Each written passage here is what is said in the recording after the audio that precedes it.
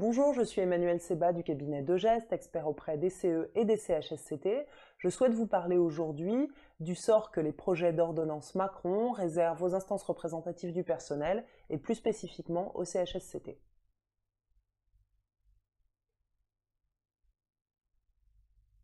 Alors premièrement, je souhaite insister sur le fait que les dispositions qui sont contenues dans ces projets d'ordonnance affaiblissent considérablement la représentation du personnel qui s'est déjà trouvé largement affaiblie par la promulgation de 4 lois en l'espace d'à peine 4 ans. Pour rappel, en 2013, la loi relative à la sécurisation de l'emploi, LSE, puis en 2015, la loi Rebsamen, la même année, la loi Macron, en 2016, la loi El Khomri, et aujourd'hui, ces projets d'ordonnance et le projet d'ordonnance numéro 2 dédié aux instances représentatives du personnel.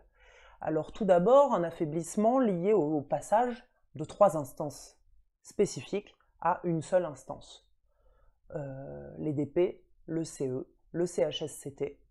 Il est prévu dans ces projets d'ordonnance que ces 3 instances se trouvent remplacées par une seule, le comité social et économique, qui ne pourrait évidemment pas assurer l'ensemble des missions dévolues à chacune d'entre elles, prises distinctement. Ensuite, un affaiblissement considérable de la représentation du personnel, du fait d'une réduction du nombre de représentants du personnel qui risque elle aussi d'être relativement importante, sans même parler du nombre d'heures de délégation ou de leur utilisation. Et puis enfin, un affaiblissement considérable de la représentation du personnel du fait d'une perte de proximité. La grosse crainte que nous avons concernant donc cette perte de proximité concerne le niveau de maillage de ces CSE, de ces comités sociaux et économiques.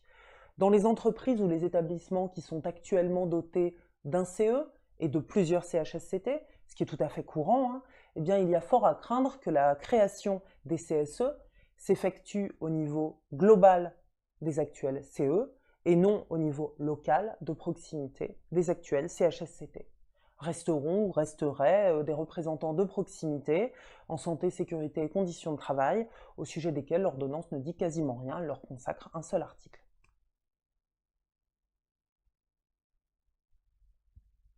Ensuite, plus spécifiquement, quelques mots sur les CHSCT. Premièrement, les CHSCT disparaissent. Ils disparaissent au profit d'une commission SSCT, Santé, Sécurité, Conditions de Travail.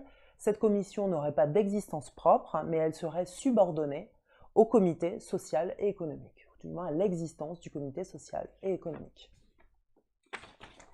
Deuxièmement, je rappelle que le CHSCT est chargé de veiller à l'observation des prescriptions légales qui sont prises par l'employeur dans le domaine de la prévention des risques, dans le domaine de l'amélioration des conditions de travail.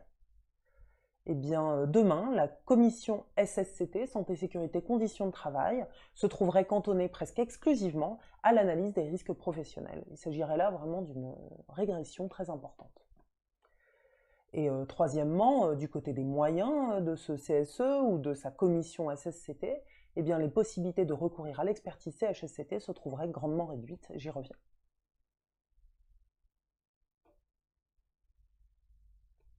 Quelques mots enfin sur les expertises CHSCT.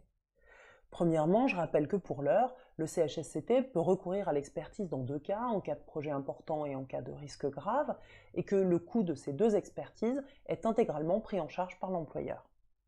L'ordonnance prévoit qu'à l'avenir, seule l'expertise risque grave puisse être intégralement prise en charge par l'employeur, je parle de son coût, mais que pour l'expertise projet important, pour l'expertise projet important, il est prévu donc qu'elle soit cofinancée par l'employeur à hauteur de 80% et par le CSE à hauteur de 20%, qui les prendrait donc sur son budget de fonctionnement, puisque le CSE serait doté d'un budget de fonctionnement qui serait en fait la transposition de l'actuel 0,2 du CE. Deuxièmement, du côté des experts eux-mêmes, je rappelle que les experts sont actuellement agréés pour intervenir auprès des CHSCT et que cet agrément leur est délivré par le ministère du Travail et qu'il assure une forme de contrôle continu de leur activité. L'ordonnance prévoit que dorénavant, les experts ne soient plus agréés pour réaliser des expertises auprès des CHSCT, mais soient habilités pour réaliser des expertises qualité du travail et de l'emploi. Alors nous n'en savons pas davantage pour l'heure, hein, mais de notre point de vue, il ne s'agit pas uniquement d'un glissement sémantique. Il pourrait s'agir d'une évolution qui serait susceptible d'entamer la qualité du travail réalisé aux côtés pour le compte des représentants du personnel.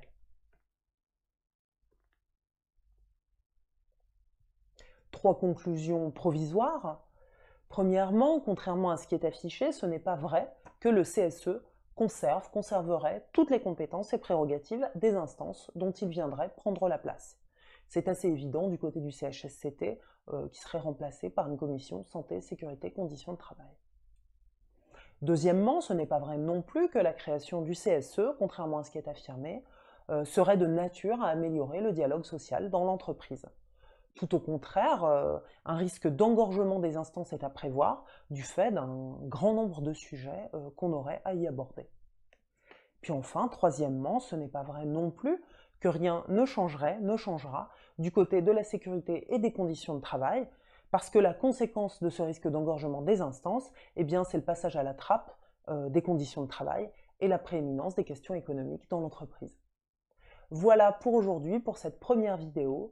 Nous reviendrons vers vous pour détailler plus avant certaines des dispositions plus spécifiques de la deuxième ordonnance dédiée aux instances représentatives du personnel ou des autres ordonnances Macron. Au revoir.